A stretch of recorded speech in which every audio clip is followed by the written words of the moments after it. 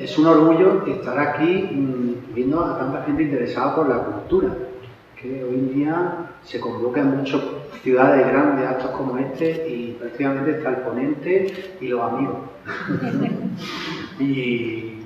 y eso en ciudades grandes, o sea que ver en un pueblo como Canilla del Baire, este maravilloso pueblo, yo soy de aquí al lado, de Sayelonga, y conozco muy bien Canilla, tanta gente alrededor de la cultura, pues es un orgullo, ¿no? Le tengo que, por ese motivo, dar las gracias al Ayuntamiento de Canilla, a su alcalde, a Jorge, y sobre todo a Antonio y Alberto, porque es que son el alma de estas jornadas que nos llevan itinerantes de un pueblo a otro. Yo pienso que vamos recorriendo la gastronomía de cada pueblo, a ver en qué sitio es mejor. El año pasado pudimos probar el vino de Salares, el vino dulce ahí hecho en la bodega de Salares, y este año pues estamos probando el pan de Canilla del Baire. Entonces, bueno, además de hacer turismo, pues estamos dando a conocer el patrimonio de estos pueblos. De hecho, el año pasado el mismo alcalde de Salares desconocía gran parte del patrimonio que allí se dio cuenta sobre el pueblo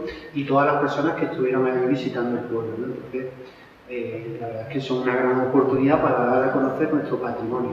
Y además, ya que lo conocemos, sobre todo pienso que lo importante es protegerlo, porque ya veremos ahora en esta presentación de Uri y yo mismo cómo el patrimonio que no sea religioso, o sea, la ermita, la iglesia está muy bien, pero todo lo que nos sacamos de ahí está prácticamente abandonado, y ya lo vamos a ver, ¿no? Y es una reivindicación que hago desde aquí, que el patrimonio es todo, no solo el patrimonio, lo que se puede ver, el patrimonio es también una acequia, un molino, una fuente, y que hay que protegerlo, y un camino, por ejemplo. Y bueno, en esta ponencia, Purificación y yo vamos a hablar sobre estas dos alquerías que desaparecidas, sobre todo Batají, luego hay vivienda, que no es el mismo sitio donde estaba la alquería, y bueno, espero que os guste lo que vamos a contar. Para mí es una gran suerte estar aquí con Puri. Puri es mi maestra y la maestra de la mayor parte de los historiadores de la comarca. Todos hemos ido a apuntarle a Puri al archivo histórico del Málaga nuestras dudas. A veces, yo creo que la primera vez que fui por allí me miró como loco. Con esto que me dice aquí, va a hacer la peor de las manos. No está chula, algo así pensó de mí, pero bueno, ahí está, publicado. Y bueno, también le tengo que dar las gracias a nuestra anterior ponente, Pilar Pese. Si ella dijo que esa es la peor de la imagen, era excelente, es también por ella. Ella fue la codirectora de mi tesis doctoral. En su momento llegué casi a odiarla por el trabajo que me mandaba, que es que ya no sé lo que hacer, pero hoy en día le tengo un gran aprecio y admiración. Entonces, ella ha hecho una gran introducción a lo que son los libros de apeo, que es de lo que, bueno, están bastante relacionados con nuestra presentación.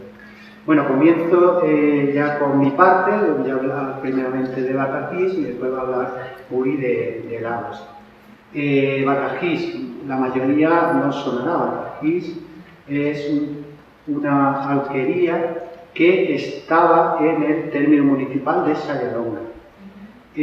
Alquería que mediante este trabajo podemos reconstruir, o sea, utilizando el libro de apeo y repartimiento, bueno, no existe en Batají, pero sí el de los pueblos de al lado, que hemos tenido que trabajar, el de Laimano, que yo decimos, el de Arenas y Fugela, que lo hemos publicado Purificación y yo mismo hace unos meses, más una cantidad de documentos espectacular que me ha mandado Puri durante estos meses anteriores.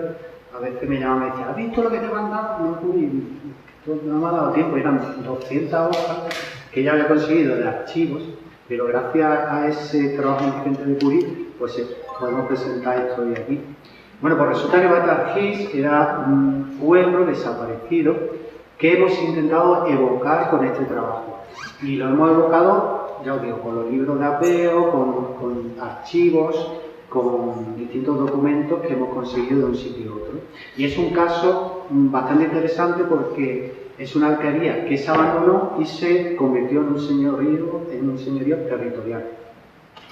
Como digo, es una antigua alquería que se encuentra en el término municipal de Sayalonga y que antes de la conquista de los Reyes Católicos había sido muy próspera. Incluso llegó a tener muchas tierras de secano, de regadío. Por ejemplo, aquí en esta cuadradito que pertenece al apeo de Daimalo se puede ver que tenía un río propio que se llama el río de Batarjís, que es el río conocido como el Sayalonga, Abrarrobo. Pues Batarjís tenía tal importancia que una parte de ese río se conocía como ese pueblo. O, por ejemplo, Batarjís también tenía la iglesia de Batarjís también tenía bienes, como se ve aquí, una acta de la iglesia de Batarjís. Esto es del libro de apeo repartimiento creo que de Abrarrobo. Aquí tenemos otro texto del apeo y repartimiento de Sayalonga, donde se habla del término municipal de Batarjís, que dice, comenzando desde una cruz que está asomando a la villa. O sea, se habla que el término municipal de Batarjís, el de Sayalonga, comenzaba desde una cruz y el resto era de Batarjís. Aquí, una de las cosas que hice en mi tesis doctoral fue, una vez que se ha estudiado, como dijo Pili, todo ese territorio que sabemos, pues las fincas que había, pues una de las cosas que comencé a hacer es localizar en el territorio las cosas que había en el libro apeo. Por ejemplo, se decía, hay un molino, pues iba, lo buscaba y la mayoría de veces lo encontraba.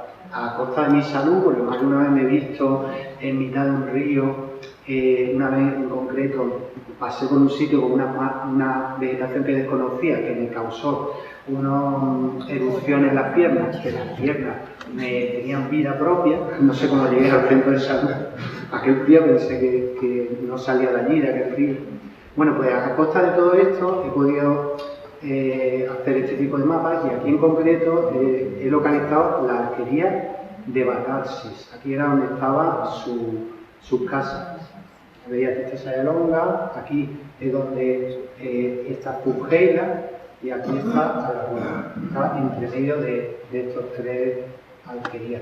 Este es el nombre de cómo se llama Batarjís antes del tipo de los musulmanes: Batarjís, Pitarsis, Altamí, Batarjís, distintos nombres que ha tenido. Bueno, pues como hemos visto, era una alquería importante en su época, incluso más importante que Sayalonga y al mismo nivel que Arenas, Daimalo, Sáchez, pero que tuvo un destino diferente al resto de los pueblos, porque en el año 1505, en la Semana Santa, el Viernes Santo, resulta que llegaron unos piratas desde el norte de África y esos piratas llegaron, 5 barcos que llegaron a las costas de la Sarquía y se dirigieron primero a Torrox. En Torrox le hicieron frente. Torrox tenía un castillo en donde se refugiaron los moradores, le hicieron frente. Entonces esos piratas se fueron a otro lugar. Su intención era llevarse a musulmanes al norte de África. Entonces llegaron a Batarjís. Batarjís no tenía defensa, era un pueblo que no estaba amurallado, y se llevaron a toda la población. En el año 1506 toda la población de Batarjís se fue con estos piratas berberiscos. Por lo visto, según unas declaraciones que había de la época, se llevaron 40 casas. Si tenemos en cuenta que se calculaba en la época que en cada casa podía haber unas 4 personas o 5, podemos decir que esa alquería tenía unas 160 personas aproximadamente. Tras esa huida no quedaron en Batarjís más que el alguacil y 4 vecinos. Y después, ya según los interrogatorios que se hicieron, ya no se volvió a poblar y así sigue hoy en día. Aquí tenemos algunos de los interrogatorios que se hicieron posteriormente a los cristianos para que detallaran qué había ocurrido ese día. Y bueno, se dijeron distintas cosas, ¿no? Entonces, por ejemplo, aquí se dice, el dicho Andrés Gaitán, vecino de Torrox, dijo lo siguiente, que es de 34 años, que y que a la primera pregunta dijo que sabe, que oyó decir que los vecinos de Istán se fueron, pero que también se llevaron el Viernes Santo a los dichos moros de Allende a Batarsis, o sea, que serían 40 casas más o menos. O sea, y también intentaron llevarse a los bermayatos. Tenemos muchos testigos, cada testigo dice lo mismo, que, por ejemplo, a uno le preguntaban que cómo sabe esto, digo que era vecino de Torró y lo sabe porque es público y notorio, y porque estaba presente este testigo al tiempo que Batarsis se fue y los moros se vinieron para este lugar de Torró y lo combatieron a este testigo. O sea que se llevaron a los de Batarsis, pero a los de Torró no pudieron llevárselo, ni a los de Amayate tampoco, porque les hicieron frente. Es muy interesante también las cosas que ocurrían en aquella época. Se acusó a los vecinos cristianos de Vélez de que habían sido unos incompetentes. Por ejemplo, se dice, del racaneo e incompetencia de los repobladores castellanos hay más de un testimonio durante y después de la revuelta. En los casos que aquí nos ocupan se dio el ejemplo de los vecinos de Vélez Málaga que no acudieron a pelear cuando los moros de Allende se llevaron Batarcis. Y fueron o sea, se acusa a los vecinos de Vélez Málaga que no fueron a guerrear, dejaron que los moros se llevaran a los vecinos de Batarcis y por ello al principio los desterraron. Pero después parece que los perdonaron por algún motivo. Los veleños parece ser que no fueron porque estaban preocupados porque los caballos que se perdieran no se lo iban a pagar. O sea, como alguien iba a pagar los caballos que se iban a perder, pues yo me quedo en mi casa y así no pierdo nada.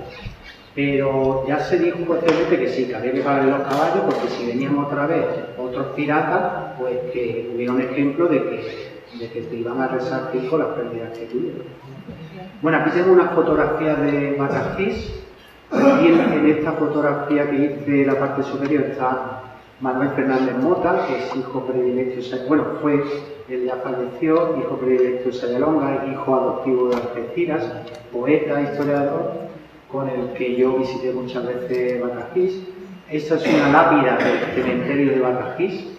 El cementerio se localizó hace unos años y se sabe el sitio donde está, incluso se iba a hacer una excavación por la Universidad de Málaga. Esta es una fuente de Batarcis que me enseñó un vecino. Este edificio es uno de los pocos que hay en pie en el lugar, puede ser probablemente la mezquita.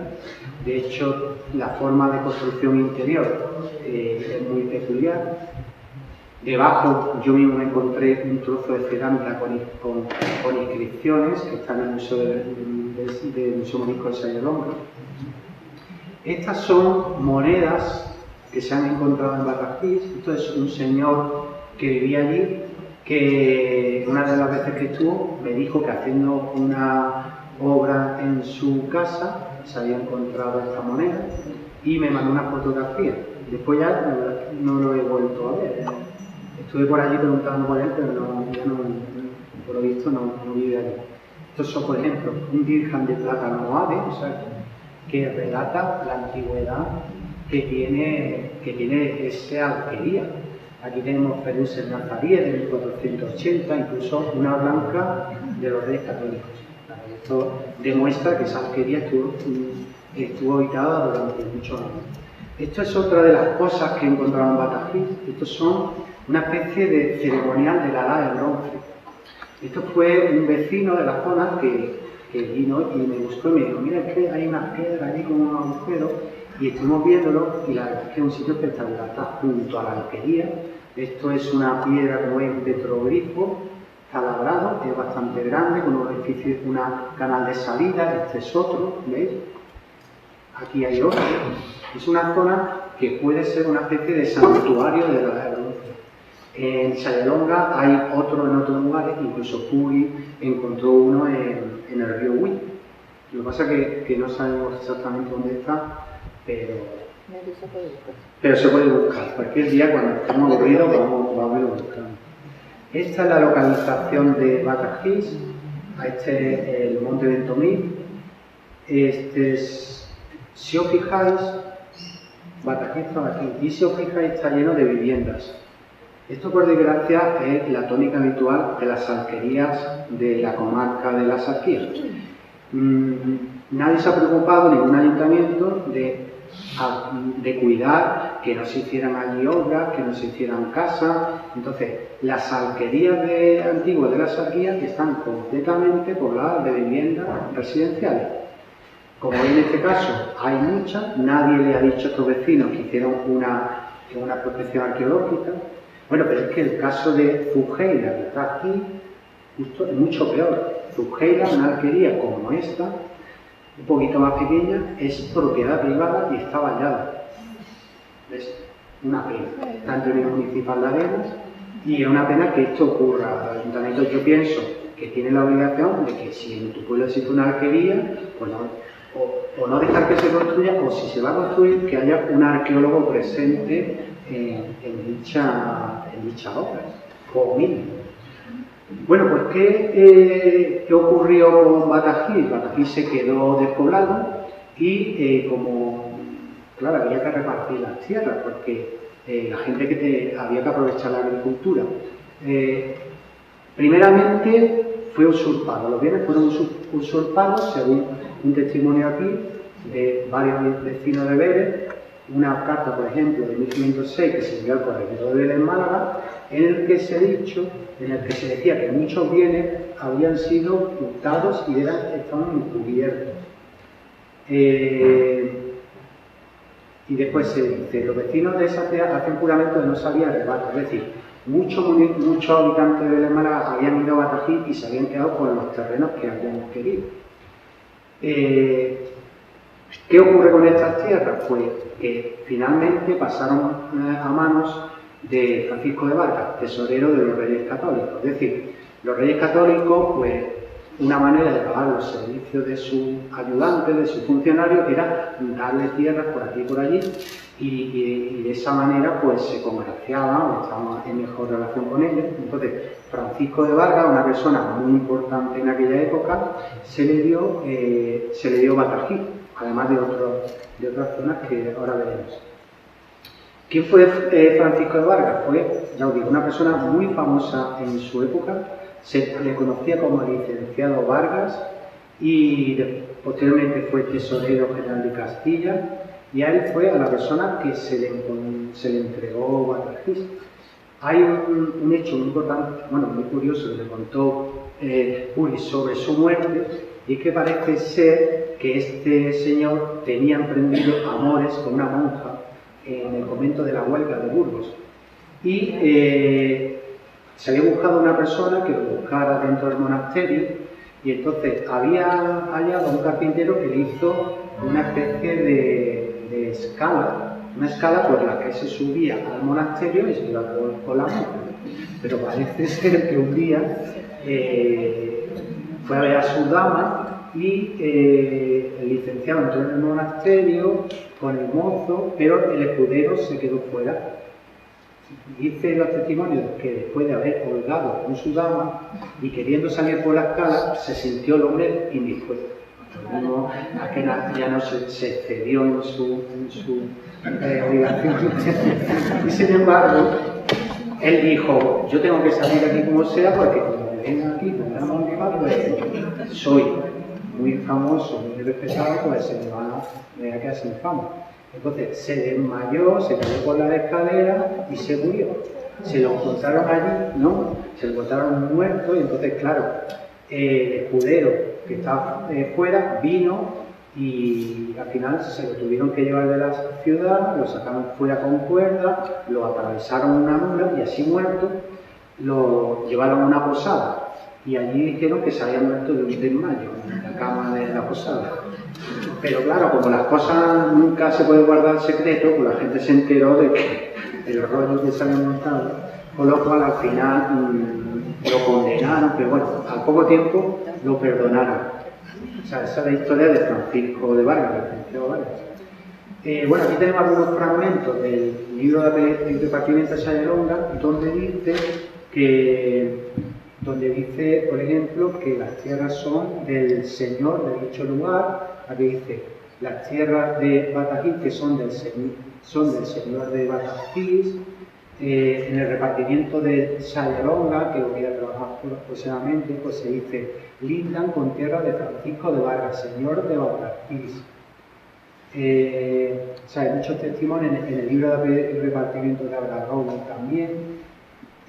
Aquí, por ejemplo, hay un fragmento muy interesante, se dice: linda por la acequia que va a la mezquitilla. Resulta que la mezquitilla, el pueblo que existe hoy, que compartió con Algarrobo y de Málaga, recibe su nombre porque había una mezquitilla, una pequeña mezquita, y por eso recibe ese nombre. De hecho, nosotros en el trabajo que hemos hecho hemos intentado buscarla y tenemos alguna idea, pero todavía no la hemos podido localizar. Bueno, esto hablará ahora Puli sobre el término de Lagos, donde había también la alquería despoblada. Bueno, ¿qué ocurre con Francisco de Vargas? Resulta que Francisco de Vargas y sus descendientes mantienen las tierras, esas tierras de Batarquís, también Almayate, digamos, también Almayate tuvo una serie de otras posesiones,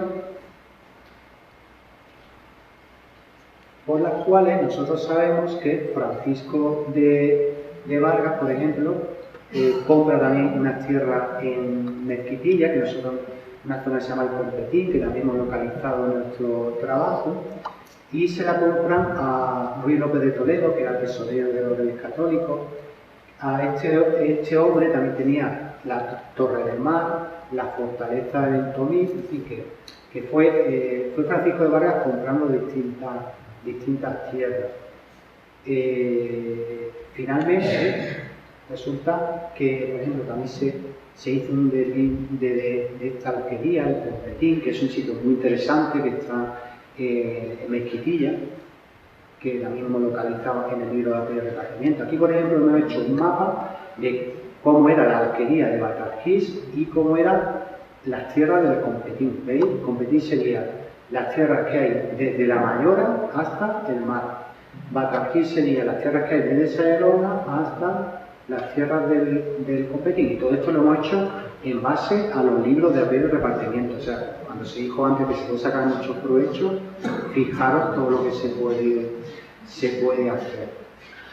Bueno, tenemos mucho, un trabajo muy amplio, pero bueno, como no tenemos tiempo, vamos a ir un poco aligerando y vamos a llegar al momento en que los descendientes de Francisco de Vargas, el licenciado de Vargas, venden Batarquís y la venden primeramente a dos señores, Juan Ramírez de Tejada y Simón Pérez Manso, quien al final, este señor Simón Pérez Manso, se queda con todo el Batarquís, porque se lo compra a su compañero.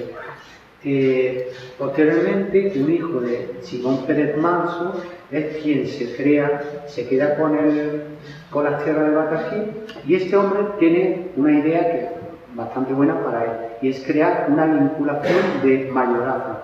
¿Qué quiere decir esto? Él va a hacer una acta notarial en la que va a decir: a partir de ahora, estas tierras van a estar todas unidas y solo se van a poder transmitir a mis herederos, o sea, a mi hijo mayor. ¿Por qué? Ahora explicaré por qué se hizo. Y aquí se dice que se prefiere siempre el mayor al menor, el varón a la hembra. O sea, esa es la manera en que se tenía que heredar ese mayorazgo. Aquí en este otro documento de los que le envió Puli, pues se dice cómo fundó ese vínculo. Dice: fundó ese vínculo para siempre y jamás. O sea, en este año funda un vínculo, digamos, en 1663, que duró hasta el año 1830. O sea, fijaros la cantidad de años que tuvo ese mayorazgo en funcionamiento. Primero señorío y después mayorazgo. Este documento es muy interesante. ¿Por qué se funda el vínculo? Dice: por el dicho vínculo tendrá mayores fuerzas para servir a Dios nuestro Señor y a su Rey. Es decir, dice: creo un vínculo con el que voy a tener más fuerza para servir al Señor. Pero claro, entre líneas está diciendo: fundo el vínculo y de esta manera todas las tierras van a estar unidas y voy a hacer casi lo que me dé la gana en esta comarca. Voy a ser una persona muy poderosa y mis descendientes van a ser muy poderosos, van a tener muchas tierras. O sea, ese era el objetivo, tener las tierras juntas para tener más poder político, por supuesto económico. Bueno, una de las cosas que hemos descubierto en este trabajo, que tenía el mayorazgo, es que tenía un molino que nosotros hemos ubicado justo encima de Algarrobo, y probablemente este era el molino de Barragís. Este es un mapa antiguo del año 1870, aquí vemos el molino de Barragís, que sería el molino ese del mayorazgo, y aquí vemos, por ejemplo, que a ese molino llegaba el camino antiguo de Cómpeta, el camino de Cómpeta. Tenemos que decir que estos caminos, por desgracia, ya no existen. Se han ocupado por particulares y los ayuntamientos no hacen nada. De hecho, hace poco tiempo la Diputación Provincial de Málaga encargó un inventario de caminos y lo hicieron con los caminos que aparecen hoy en día en las fotografías aéreas. Se le olvidó que existen caminos desde siempre.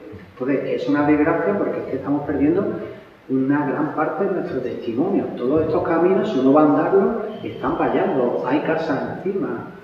Es una pena y pienso yo que se deberían recuperar porque es que es parte de nuestra herencia. Aquí vemos el molino, aquí vemos el camino, aquí otra fotografía del molino y aquí se ve muy bien el camino, antiguo camino de Cómpeta, y aquí más adelante una casa que lo ocupa. Aquí vemos un mapa de lo que es el término municipal de Sayalonga y vemos cómo el término de Sayalonga hace este entrante y lo lógico es que siguiera esta línea y para llegar hasta los ríos. O sea, sería así. Pero por el motivo que sea, en algún momento se le dio Algarrobo, seguramente en el siglo XIX se le dio ese terreno. Esta es una fotografía del molino de Barragís, que hoy en día se llama Molino de la Martina.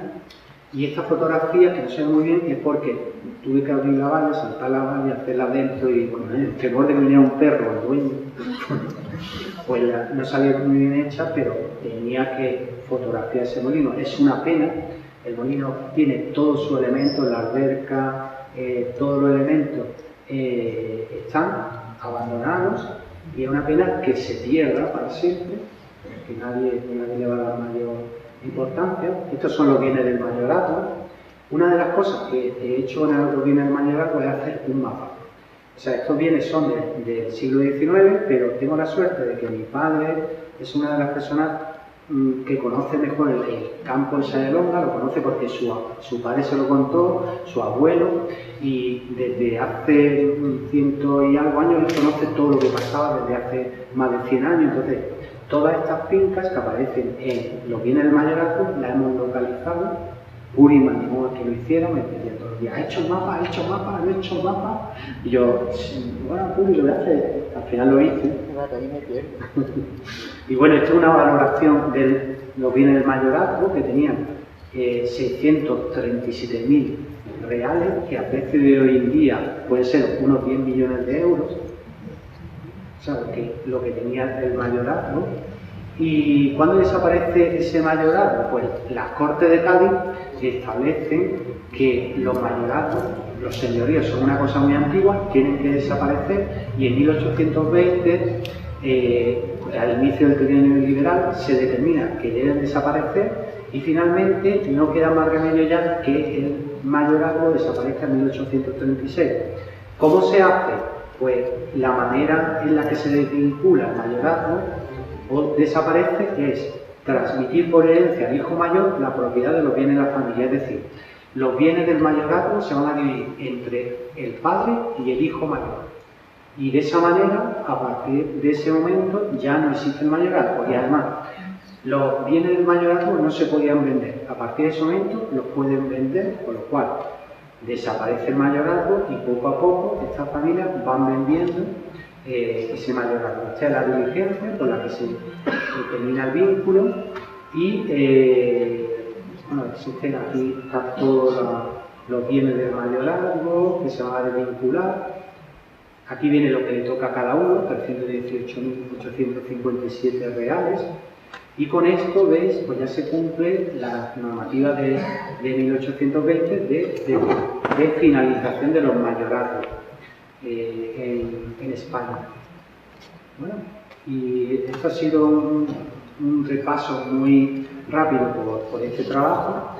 Espero que os haya gustado y nada, espero que gracias a estos libros de apego, a los documentos, podemos sacar a la luz mucho patrimonio y sí reivindico desde aquí que los ayuntamientos lo protejan, por favor.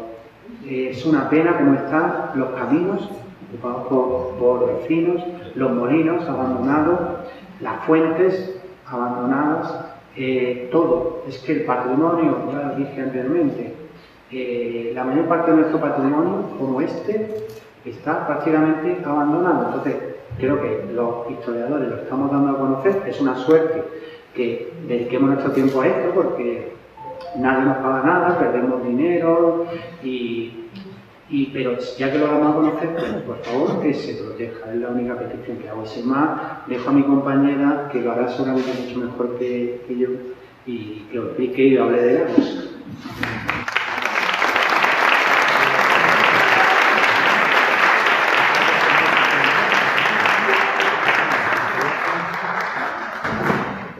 Bien, Lagos es un pueblo ahora mismo muy chiquito, pertenece a Vélez, Málaga, y aparece en el repartimiento, aparece el privilegio de jurisdicción dándoselo a Vélez, Málaga, y se conocía una historia escrita por Medina Conde en el siglo XVIII de que la había construido un castillo que lo había construido un reyezuelo árabe, y una historia. Yo decía, a ver, por más vueltas que le demos, ¿qué clase de rey tenía un castillo tan chico? Porque eso es imposible. Y claro, no salía la cuenta. En realidad, Lacus, que además de ahí viene el nombre del lago, Lacus, era un depósito de agua, un depósito en alto, para cuando el pueblo aquel que había allí se quedaba a secas en verano. Hay, y existe todavía, no se ha investigado por ningún arqueólogo, pero allí está. Si alguien es capaz después de tantos años de crecer matas y matas alrededor de la entrada de un camino abovedado que hay, que era por donde salía el agua, y llegaba hasta el castillo, y según dicen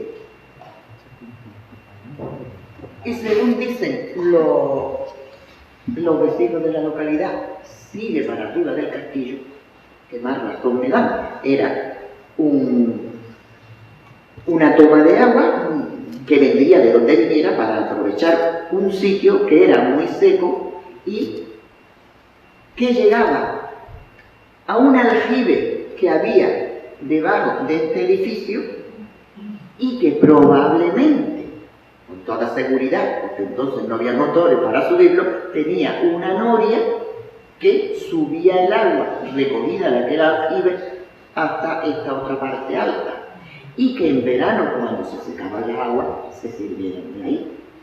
Esa es toda la historia del origen de ese pueblo, que como otro pueblecito, que sabemos que en el año 1492 tenía 67 vecinos, cabezas de familia, que vendrían a ser como unos 300 y pico personas. Y ese era el pueblo de Lagos. Ahora bien, cuando llegan las horas de los impuestos y de las historias que nos ha contado antes Pilar, antes por supuesto de la expulsión de los moriscos, Lagos no llegó a haber moriscos, había mudéjares. Cuando llega la hora, son los primeros mudéjares que se van, que se escapan. Y de hecho, cogieron a algunos de ellos. Como todavía no se había producido esa desbandada de mudéjares, a los que cogieron y le hicieron un proceso. Hay documentación para castigar, porque una vez que había decidido quedarte y aceptar al mudéjar que se iba en estos primeros tiempos, desde luego lo castigaban tremendamente. Entonces, Lagos son los primeros, hasta tal punto que en el año 1501, a finales de 1501, o sea que muy pronto, Lagos se queda vacío. ¿Qué pasa? En la corte había gente esperando que se fueran mudéjares para que los terrenos quedaran libres, para ver si los reyes le hacían alguna merced. Y efectivamente, en Lagos, la reina católica le da a su médico de cabecera, entonces, Fernán Álvarez Abarca, creo que era de apellido, físico de la reina entonces, que le estaría muy agradecido porque ya estaba enfermo y qué sé yo, y le da el terreno del territorio del lago. Pero el territorio del lago no era unos pocos metros, es que el territorio del lago llegaba desde el río de Buí hasta prácticamente el camino de la Vega, ahí por Mezquitilla, y se le dan esos terrenos. Entre que recibe Fernán Álvarez, que en el año 1503 ya se ve que está arrendando tierras en Lago, desde esa fecha van arrendando, van produciendo, y no tengo noticias, porque no he encontrado el paso desde Fernán Álvarez hasta un canónigo de Salamanca, pero que entonces estaba de canónigo en Coria, y entiendo que Fernán Álvarez, que era también de Salamanca, le vendería, o con un intervalo de alguien por medio, pero no he dado por él, le vendió a este que se llamaba Diego Ternero. Este canónigo hace un mayorazgo, porque ve que tiene mucha tierra, y hace un mayorazgo. Tenía un heredero que era Francisco Ternero, pero Francisco Ternero, que estaba, no sé por qué motivo ni razón, estaba de regidor en Vélez, cuando el ataque turco de Frigiliana de 1548 va a la defensa y ahí mismo lo matan. Entonces este Francisco Ternero da paso a otro hermano que se llama Juan Romero Ternero. Este Juan Romero aparece en Lago a tomar posesión de las tierras y, por supuesto, del cabildo, de su plaza de regidor. Toma posesión en diciembre de 1557, porque ya había muerto el canónigo Ternero.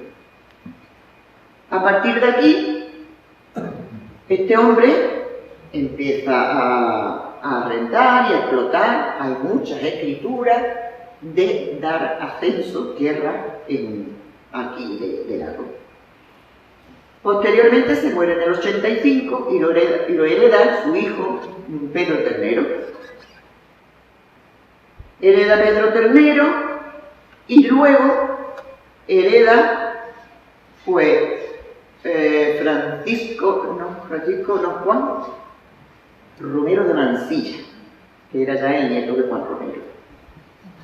Mientras que todos respetaron el mayorazgo sin poder vender nada, este último, que veía que no iba a tener, imagino, otra opción, en el año 1599, el de Batarjí vende al Simón Pérez Manso, le vende el mayorazgo. Y unos pocos de años más tarde, porque tenía cláusula que podía hacerlo, hay mayorazgos que se podían traspasar la tierra. Y en el año 1626, Juan Romero de Mansilla le vende las tierras también a Simón Manso. Y por eso, claro, Fernando Pérez Manso hace el mayorazgo y, claro, primero hereda, cuando tú has dicho eso, primero hereda, reparte las tierras y Simón, que es el mayor, después de partir las tierras entre sus hermanos, hace el mayorazgo y pone una cláusula que dice que va a heredar su mayorazgo su hermana, porque él no tiene hijos. Y su hermana es Escolástica Manso Maldonado. ¿Qué pasa? Que cuando Escolástica casa con un señor de la Real Chancillería, que se llama de apellido Salazar, pasa este mayorazgo a los Salazar y Manso. Y tienen una época en que los señores del mayorazgo se vienen llamando Salazar. Yo ya aquí este video, si me pone ahí. A ver si hay un arbolito por ahí. Sí. A ver.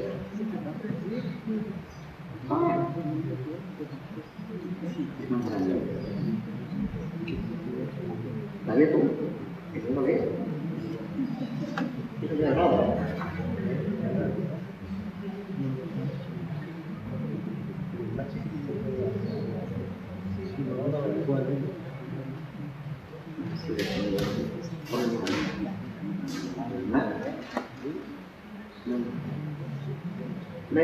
María Escolástica, Manso Maldonado y Orado de Mansilla, se casa con este Juan Salazar y Alarcón, que era el señor este de la Chancillería. Claro, ya sus hijos, Fernando José Salazar, Alarcón y Manso, es el siguiente.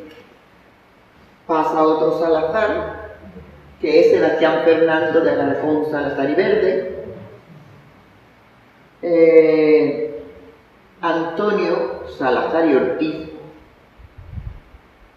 que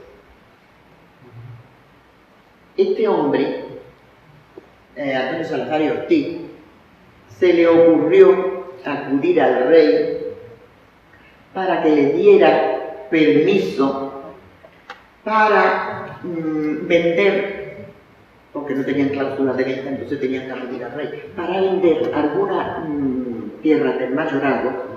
No olvidemos que ya era, el mayorazgo era de Lago y Bataquí, que era ya enorme, para vender algunas tierras. Y en 1784 recibe Real Cédula pidiendo, o sea, dándole autorización. Este subasta una porción de tierras grande y vende en la zona del Lago y de Bataquí tierra, pero en abundancia, ¿eh? Yo no sé si ustedes conocen, si alguno conoce el lago, el Cortijo de Panchela. El Cortijo de Panchela es un territorio bastante grande. Bueno, pues uno de esos demostrados era este. Y hay otros muchos, por ejemplo, la Mayora, que aunque no es del lago. Tradamar era la finca más grande. Bueno, no, pero eso se vende después, En esta época, del siglo XVIII, hace unas ventas enormes del mayorado. Y posteriormente,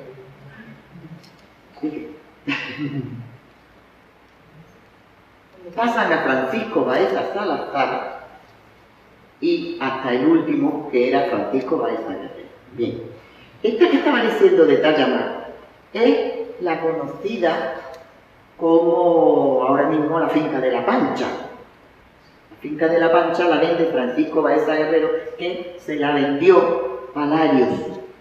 Y Lario la vende al marido de la Pancha, que era Salto Bellido. Bueno, cada historia de esta, o sea, cada finca tiene su historia, que se procurará escribir más o menos bien cuando se haga el, digamos, si que se va a publicar, tú verás.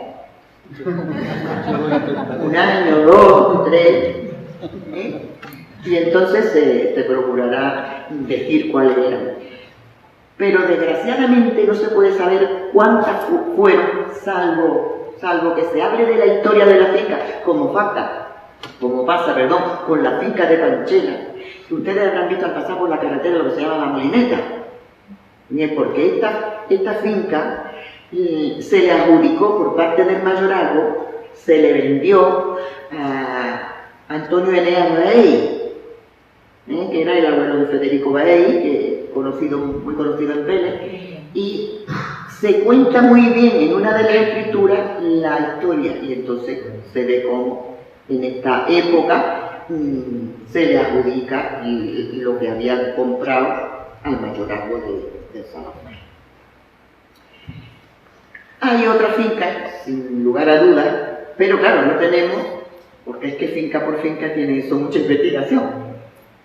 Pero desgraciadamente, y aunque sabemos el notario y la fecha, como no se conserva, que es el Bernardo Antonio Godine de 1784, como no se conserva, o si se conserva no sabemos dónde está, porque todas estas cosas tenían muchos problemas y entonces cuando había un pleito o algo, como resulta que no se podía sacar copia, como hoy que se lleva rápidamente, se compulsa y se manda, entonces no, se llevaban los originales y había muchos, y hay muchos originales que están perdidos o en situación que se desconoce. Entonces, claro, no se puede saber cuáles son con exactitud. Hay, antecedentes de que este hombre, mayorazgo, ocupaba muchos terrenos del Competín. Y ya tienes que pasar de aquí.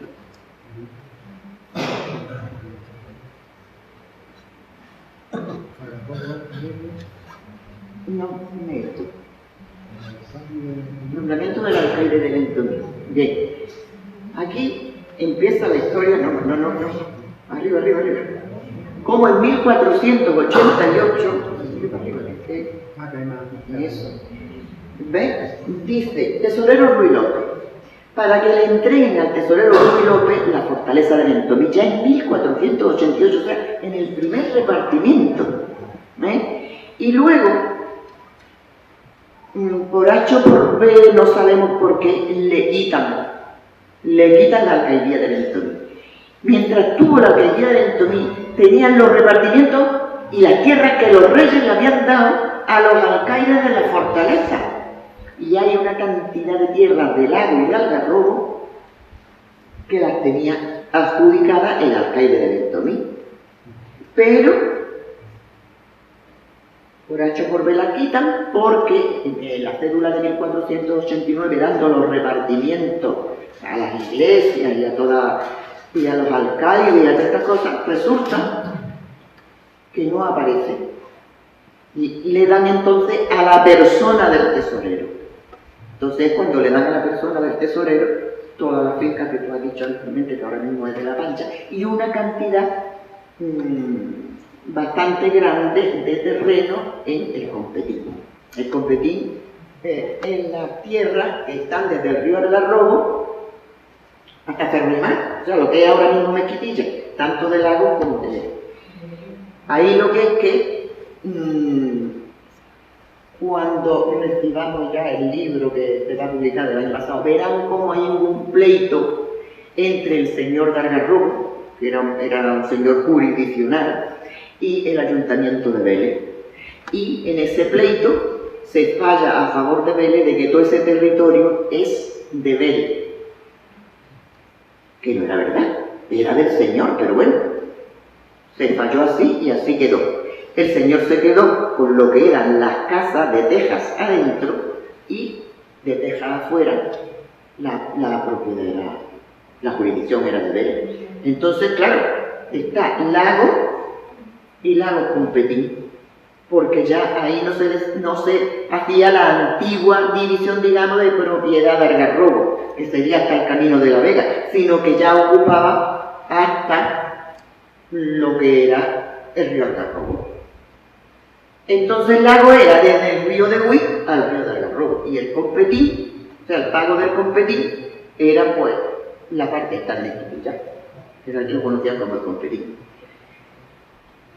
Y en ese estado estuvo durante muchísimo tiempo, hasta que en 1821, cuando se hacen ya los repartos, a ver, la Constitución del 12 modificó toda esta historia y cada cual, decía la Constitución del 12, tomaría los términos que tenía antes de, o sea, los términos. Claro, se cogían los términos, pero resulta que, por ejemplo, esto de Algarrobo, esto que era de señorío, esto que se había estado tan movido, ¿qué pasaba aquí? Y entonces, hasta que no tuvo ayuntamiento constitucional, que fue después de las elecciones de 1820, no pudo tener una nueva ley. Y aunque llegaba hasta el Camino de la Vega, ahí las capitulares le diciendo, no, queremos más porque tiene muy poco terreno Algarrobo. Entonces, siguieron para allá hasta la Cañada del Mameluco, que es la actual linde de ese trozo de lago hasta el río de Hugo. Pasa otra cosa, bueno. Y 10 minutos y termino, ya corre como una loca. Algarrobo a ella.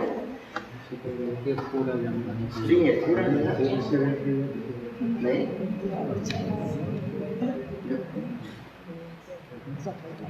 Ahí está la torre derecha, Algarrobo. Antigua esa chica. Toda esta parte, sería aquí parte del Competín, la Mayora, este territorio que fue el que le dieron a Ruy López de Toledo, entre otros, y lo vendió a Francisco, y el otro lo metió ya en el Mayoral. Y estaba Algarrobo, pero que todo este terreno, esto era Trayamán, pago de Trayamán, y aquello era de Vélez, era del Competín. En otra foto. En el Competín hemos encontrado, Uri y yo, en el libro de Apio y Zugeira, el molino. Es un molino espectacular, hemos encontrado acequias y eso lo ha encontrado el todo. Bueno, porque va andando por el campo como que va como yo, y yo no voy. Esos papeles te encuentro lo que haga falta, pero por campo no.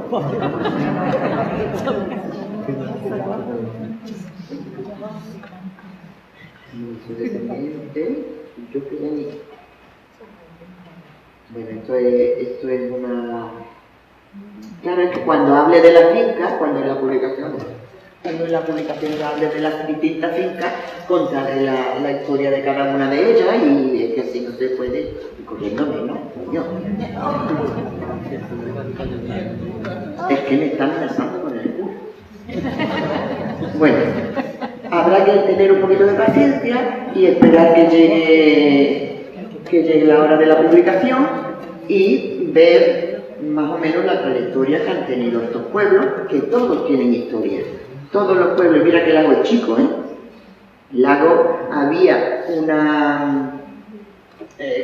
cuando en 1866 Ricardo Galvis hace el proyecto de la carretera Málaga-Almería, en los planos aparece el lago con una taona del Chorrillo, que es donde están ahora las cerámicas, vendiendo las cerámicas ahí en la puerta, y un barecillo cerca del río.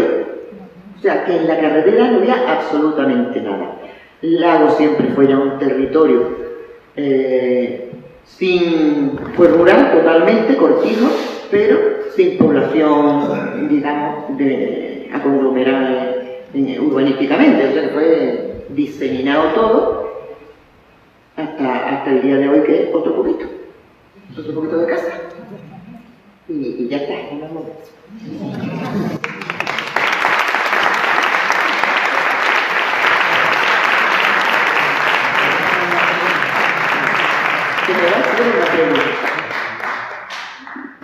Te voy a hacer una pregunta. ¿Por qué el lago es el municipio de Vélez Málaga y no es el municipio más cercano que están? No es independiente.